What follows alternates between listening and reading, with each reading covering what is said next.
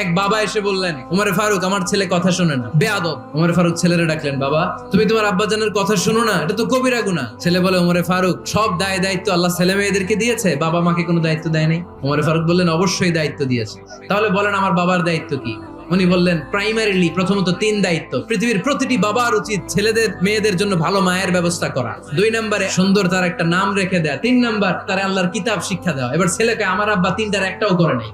এবার ওমরে ফারুক রেগে গেলেন, বাবার কাঁধে ধরলেন। ছেলে বলে, আমিরুল মুমিনিন, আমার মা নর্তকী, আমার মা মাজুসি, আমার মায়ের মধ্যে কোনো আদব কাদব নাই, সুন্দরী দেখে আমার মা রে বাবা বিয়ে করছে, আমার মায়ের কাছ থেকে জীবনে কিছু শিখি নাই। 2 নাম্বার সাম্মানি খানফাসা, আমার বাবা আমার নাম রেখেছে চামচিকা।